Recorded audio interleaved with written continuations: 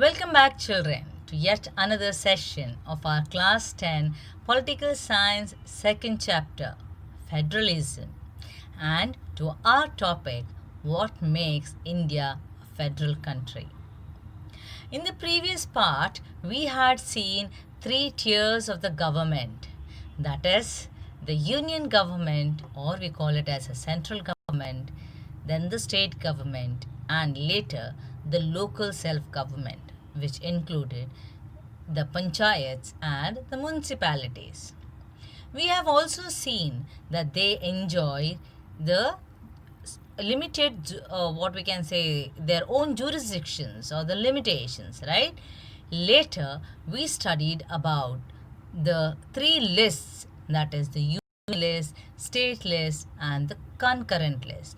And last but not the least, the residuary list, which includes the matters that were not included in the constitution when it was drafted.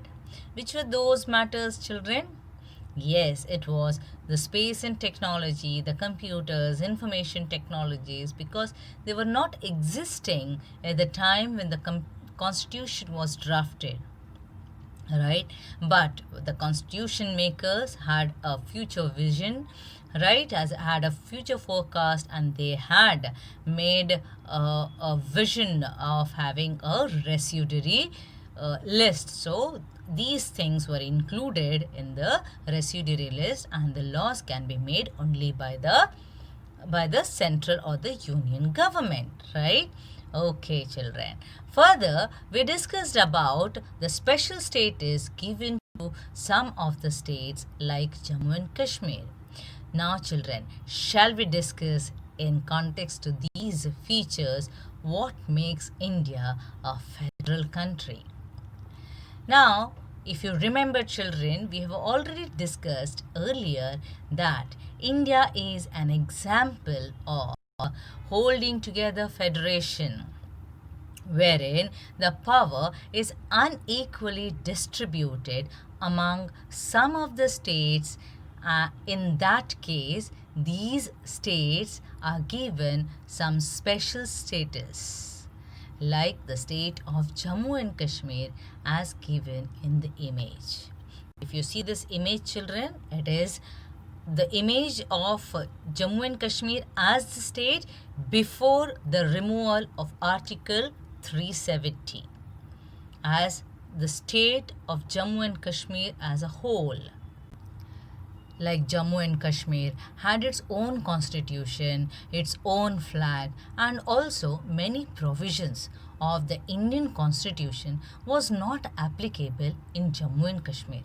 Article 370 and Article 35A in the constitution had given a special status to Jammu and Kashmir, according to which the citizens of the other part of India were the non-residents of Jammu and Kashmir, and hence they could not buy any land in Jammu and Kashmir.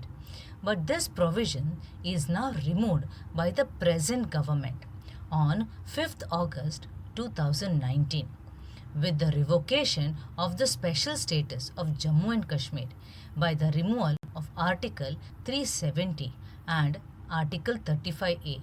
Now, instead of one state Jammu and Kashmir, we have two union territories, that is Jammu and Kashmir and Ladakh.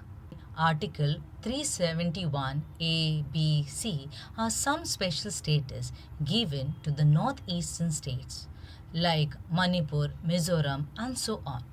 Now you must be thinking, why this special status to them?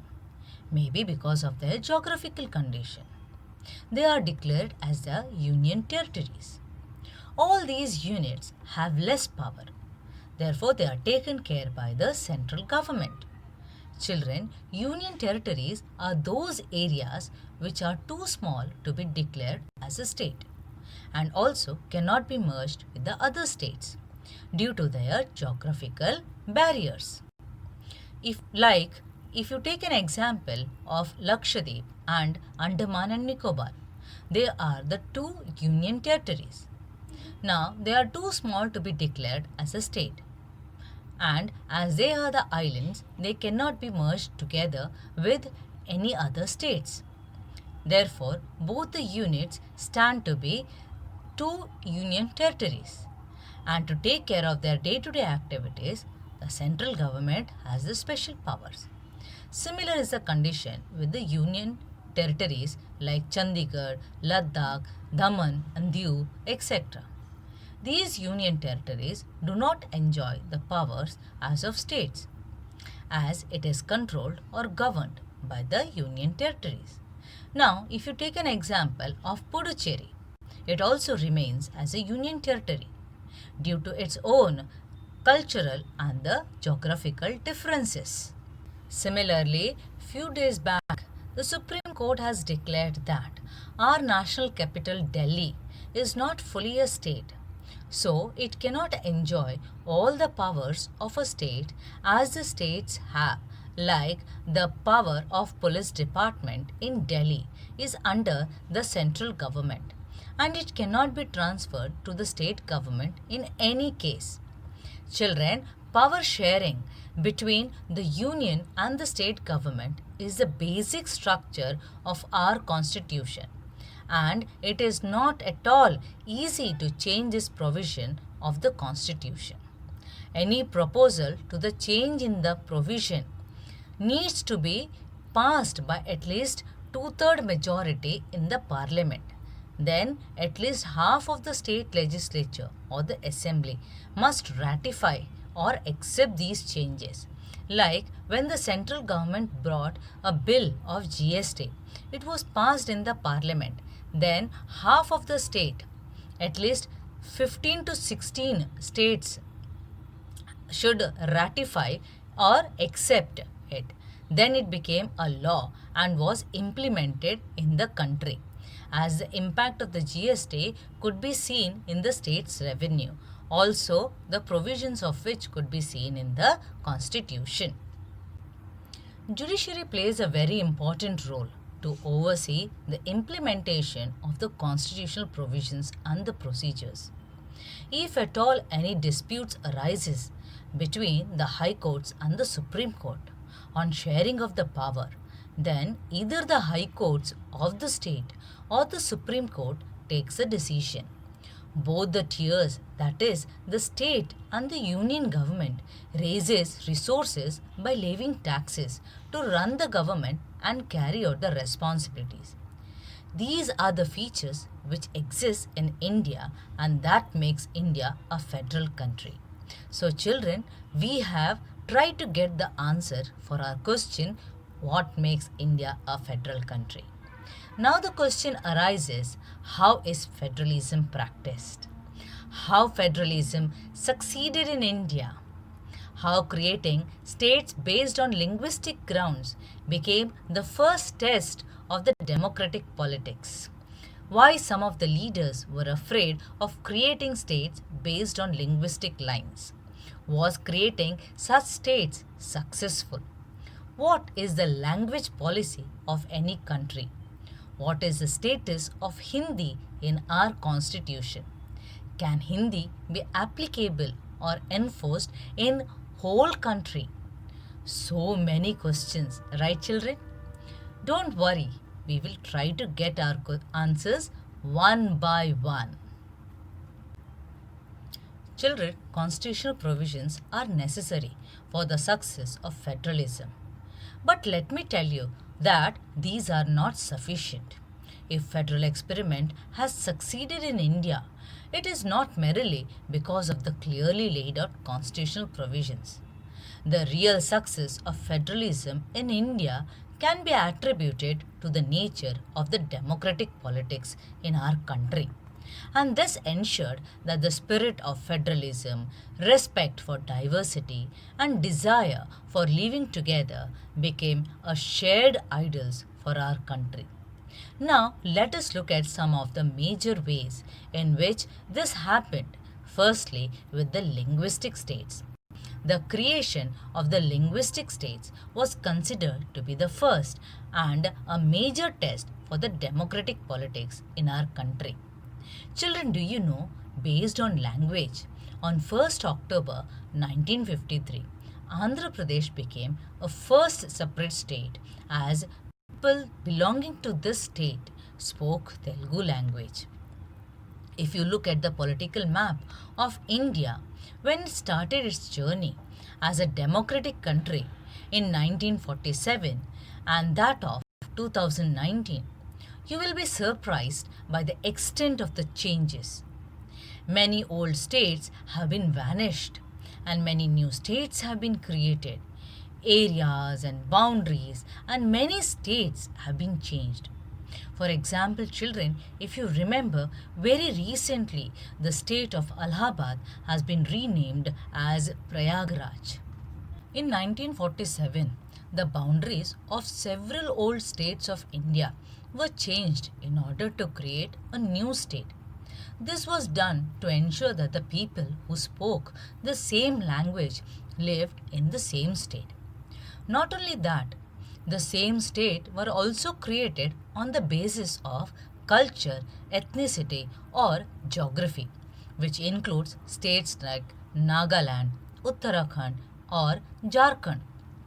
So, when the demand for the formation of the states on the basis of the language was raised, some national leaders feared that it would lead to disintegration of the country because there are n number of languages in our country, and if everyone will demand for different states, then the government may not be able to resist the demand for some time.